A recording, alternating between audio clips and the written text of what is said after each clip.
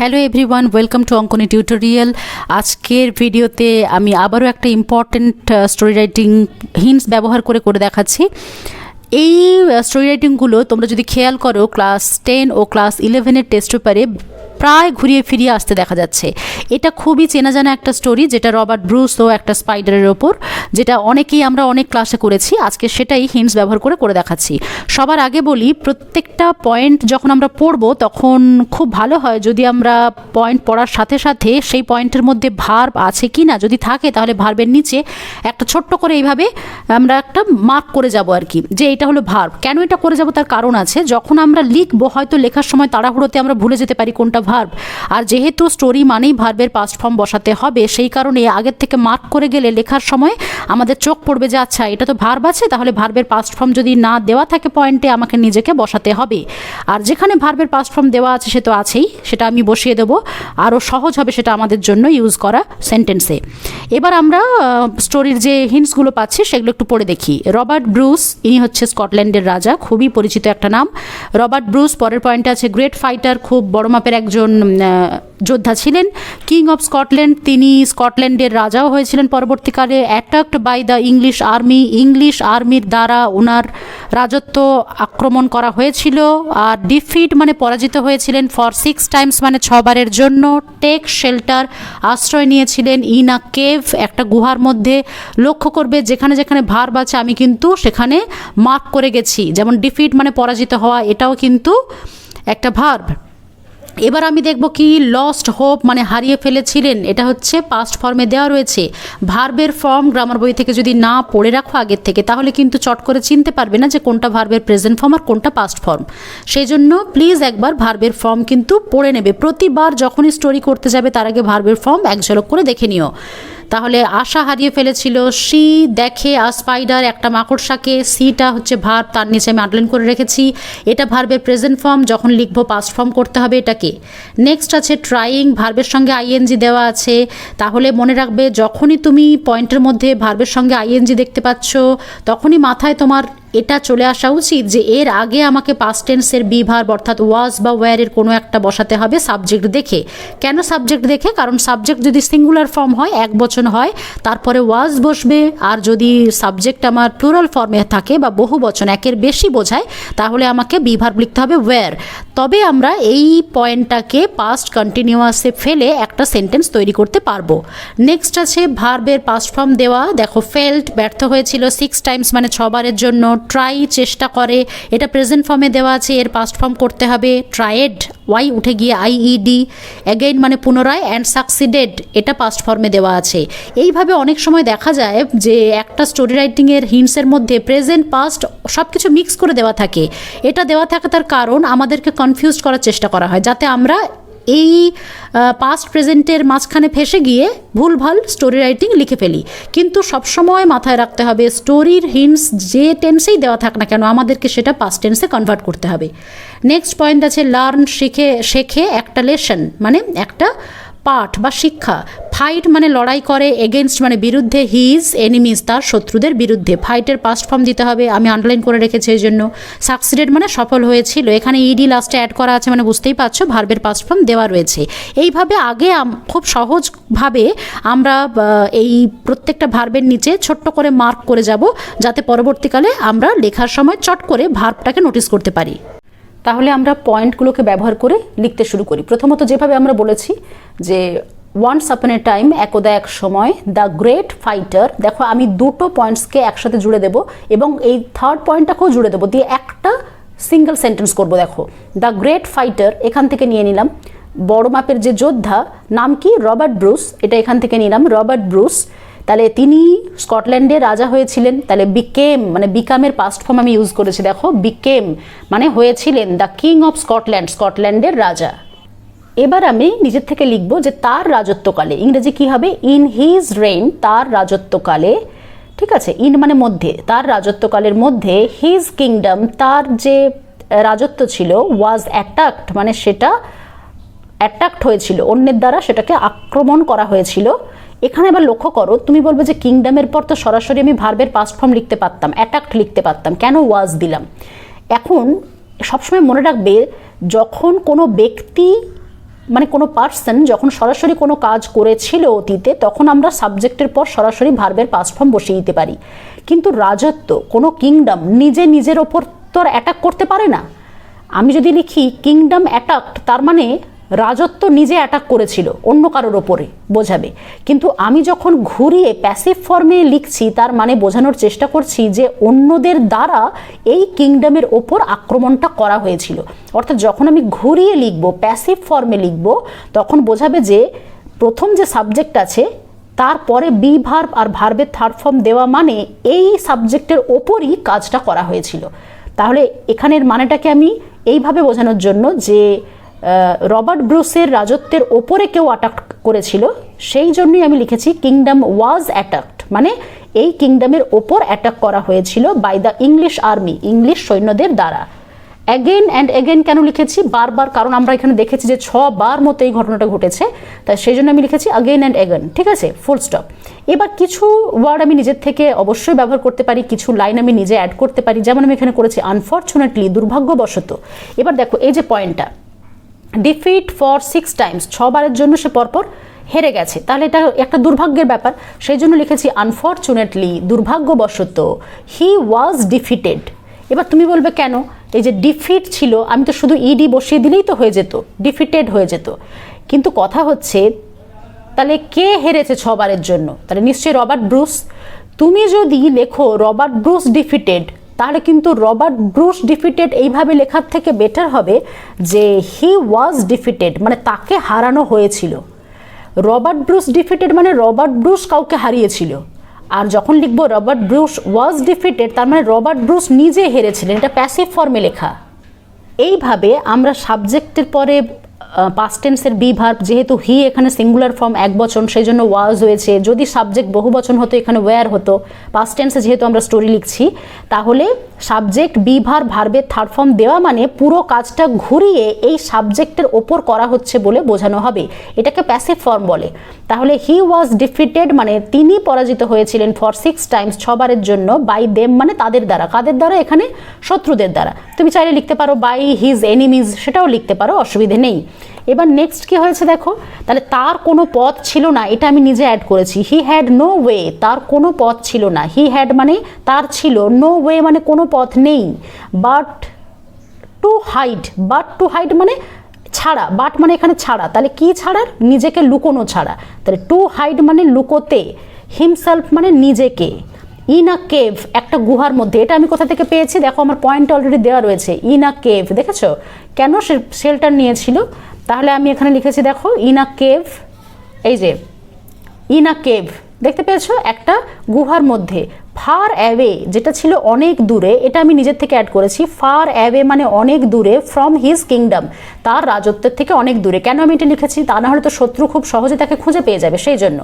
Next কি আছে, ইট ওয়াজ আ dense forest, এটাও আমি নিজে নিজে লিখেছি। এটা ছিল একটা ঘন জঙ্গল, হোয়ার যেখানে the cave Guwahati was situated, ছিল নির্মিত। দেখো এটাও আমি প্যাসিভ ফর্মে লিখেছি। কেভ ওয়াজ সিচুয়েটেড মানে নিশ্চয়ই তুমি যদি এখানে ওয়াজটা না লেখো, শুধু ভার্বের পাস্ট ফর্ম বসিয়ে দাও, তার মানে কি দাঁড়াবে, গুহা নিজে নিজেকে তৈরি করেছে, বা গুহা নিজে নিজের অবস্থানটা ওখানে করেছে, তা তো নয়। গুহাকে তৈরি করে কেউ না কেউ, গুহাটা বানায়, সেই জন্য আমি প্যাসিভ ফর্মে লিখেছি কেভ ওয়াজ সিচুয়েটেড, মানে গুহাটি ওখানে অবস্থিত ছিল।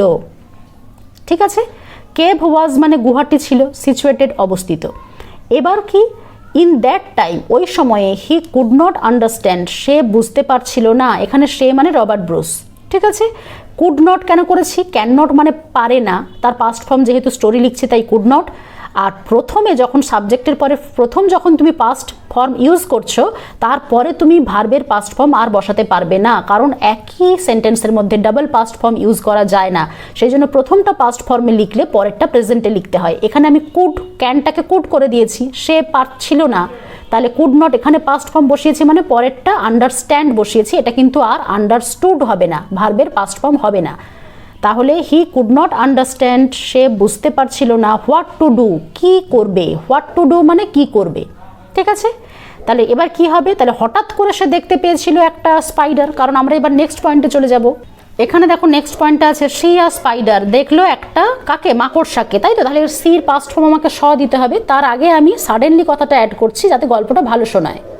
একটা গল্প হবে সবসময় গল্পের মতো করে, মানে সুন্দরভাবে সাজিয়ে, প্রয়োজন হলে আমরা কিছু ওয়ার্ড বাইরে থেকে অ্যাড করব যাতে গল্পটাকে গল্পের মতো বলে মনে হয়, খাপছাড়া না শোনায়। সেই জন্য লিখেছি সাডেনলি, মানে হঠাৎ করে। হি স, কে দেখেছিলেন? Robert Bruce. তাহলে হি আর শি এর পাস্ট ফর্ম বসিয়েছি স। আমাদের পয়েন্টে ছিল শি, SEE, তার পাস্ট ফর্ম বসিয়েছি স। আর স্পাইডার, বাকি যা ছিল পয়েন্টে সেটা আমি লিখে দিলাম। অন দ্য ওয়াল মানে দেওয়ালের ওপর আমরা দেখলাম। কে দেখলো? এই যে রাজা দেখলো। তাহলে অন দ্য ওয়াল মানে কি? দেওয়ালের ওপর।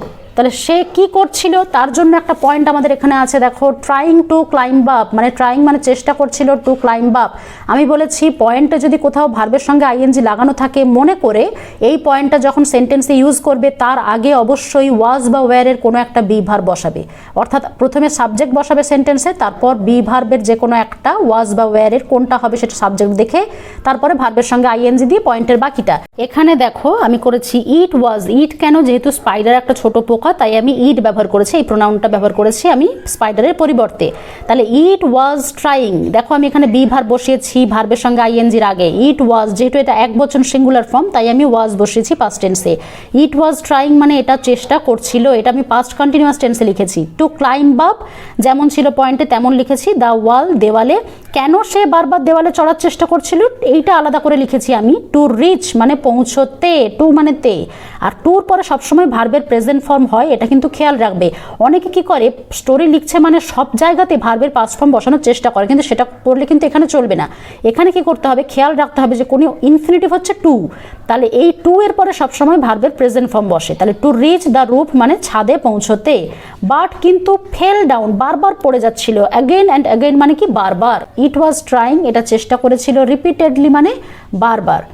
Not losing it's hope, not losing মানে কি না হারিয়ে, ইটস হোপ মানে এর আশা, ঠিক আছে, এটার আশা না হারিয়েই সে চেষ্টা করছিল। এই ব্যাপারটা রাজা লক্ষ্য করেছিল। এই পয়েন্টগুলো কিন্তু আমাদের হিন্টসের মধ্যে নেই, এগুলো নিজেদেরকে বানিয়ে লিখতে হবে। তাহলে দ্য কিং, রাজা, কেন দা দিলাম? যেহেতু আগে ওই রাজার কথা অনেকবারই আমি লিখে ফেলেছি, তাই দা দিলাম। দ্য কিং, ওই রাজা, নোটিসড, লক্ষ্য করা ইংরেজি কি? নোটিস, তার সঙ্গে ইডি বসানো আছে কেন? কি পাস্ট টেন্স বলে, যেহেতু স্টোরি রাইটিংয়ে ভার্বের পাস্ট ফর্ম দিতে হয় তাই। তাহলে দ্য কিং নোটিসড, রাজা লক্ষ্য করেছিল, দ্যাট যে, দ্য স্পাইডার, ওই মাকড়সাটি, বিকামের পাস্ট ফর্ম দিয়েছি, বিকেম হয়ে গিয়েছিল, ফেলিওর ব্যর্থ, ফর 6 টাইমস 6 বারের জন্য। অর্থাৎ দেখো এই যে পয়েন্টটা আছে ফেল্ড 6 টাইমস, এই পয়েন্টটাকে আমি এতটা পরে গিয়ে লাস্টে এই সেন্টেন্সে ইউজ করলাম যে বিকেম ফেলিওর ফর 6 টাইমস। হ্যাঁ, যখন রাজা দেখলো যে 6 বারের জন্য সে ব্যর্থ হয়েছিল, লাইক হিম মানে তার মতো, যেমন রাজা ব্যর্থ হয়েছে 6 বার। বাট কিন্তু ট্রাইড এগেইন মানে সে আবার চেষ্টা করেছিল, ট্রাই এর পাস্ট ফর্ম ট্রাইড এগেইন, আবার চেষ্টা করেছিল। এটা যখন সে রাজা লক্ষ্য করলো, অল অফ আ সাডেন মানে হঠাৎ করে, একটা ফ্রেজ এটা, অল অফ আ সাডেন, সব মিলিয়ে একটা মানে বোঝাচ্ছে যে হঠাৎ করে কি হলো, দ্য কিং, রাজা, ডিসকভার্ড আবিষ্কার করলো, মানে তার মনের মধ্যে একটা কথা আবিষ্কার করলো সে, দ্যাট যে, এখানে একটা মিস্টেক বলতে এই জায়গাটা আমি হি না লিখে ইট করে দিচ্ছি, কারণ মাকড়সাকে বোঝাচ্ছি। যেহেতু এর আগে বহুবার মাকড়সা যেখানে যেখানে আমি বুঝিয়েছি সেখানে প্রোনাউন আমি ইট ইউজ করেছি, তাই এক্ষেত্রেও আমাকে ইট ইউজ করতে হবে। এটা আমি হি লিখে ফেলেছিলাম ভুলে, এটা আমি কেটে দিলাম। তাহলে কি হলো, অল অফ আ সাডেন হঠাৎ করে, দ্য কিং রাজা, ডিসকভার্ড সে আবিষ্কার করলো, দ্যাট যে, ইট মানে ওই মাকড়সাটি, বিকেম হয়েছিল কি, সাকসেসফুল সফল হয়েছিল, ইন দ্য লাস্ট টাইম শেষবারে, যখন সে আবার ওঠার চেষ্টা করছিল, অ্যান্ড রিচড এবং পৌঁছে গিয়েছিল, রিচের past form reached, the roof ছাদে সে এবার পৌঁছে গেল। দেন তখন হি মানে এখানে রাজা, রিয়েলাইজড অনুভব করেছিলেন, এখানে ইডি দেওয়া আছে মানে ভার্বের পাস্ট ফর্ম, দ্যাট যে, হিজ কন্ডিশন তার অবস্থা, and the condition of the spider এবং স্পাইডারের অবস্থা, ওয়ার সেম, যেহেতু দুজনের অবস্থা তাই বহু বচন বলে আমি এখানে পাস্ট টেন্সে ওয়ার লিখেছি, ওয়ার সেম মানে তাদের অবস্থা একই ছিল। বাট কিন্তু দ্য স্পাইডার ওই মাকড়সাটি, ওন অ্যাট লাস্ট মানে জিতে গেছিল অবশেষে গিয়ে। দ্যাট ইন্ডিকেটেড, দ্যাট মানে এই যে ঘটনাটা, ইন্ডিকেটেড মানে কি নির্দেশ করছিল, ইন্ডিকেট মানে নির্দেশ করা, তার পাস্ট ফর্ম বসিয়েছি যেহেতু স্টোরি লিখছি। ইন্ডিকেটেড নির্দেশ করেছিল, অ্যানাদার ট্রাই মানে আরও একটা চেষ্টা। অর্থাৎ এই শেষ ঘটনাটা দেখার পর রাজা বুঝলো যে তার মানে মাকড়সা আমাকে কি ইন্ডিকেট করছে, যে তোমাকে শেষ একবারের জন্য চেষ্টা করতে হবে, অ্যানাদার ট্রাই। পারহ্যাপস মানে সম্ভবত দ্য লাস্ট ট্রাই এটাই হবে শেষ চেষ্টা ফর দ্য কিং রাজার জন্য। এই কথাটা আমি নিজের থেকে লিখলাম, এটা তোমরা চাইলে যদি বানিয়ে লিখতে পারো লিখবে, আর যদি মনে হয় যে না এতটা লিখতে পারবো না তাহলে ছেড়ে দেবে, নেক্সট পয়েন্টে চলে যাবে।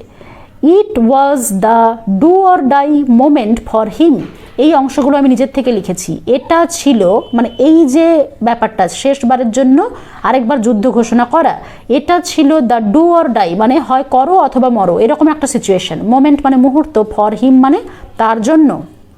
হি থট সে ভেবেছিল, the scene of the spider মানে ওই মাকড়সার ওই দৃশ্যটা সে বারবার ভাবছিল।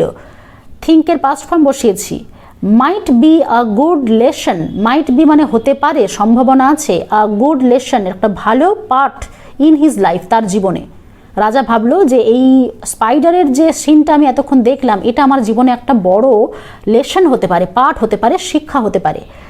আমি লেখাগুলোকে নিজের মতো করে সাজিয়ে একটু স্টোরিটাকে বাড়ানোর জন্য এইভাবে লিখেছি।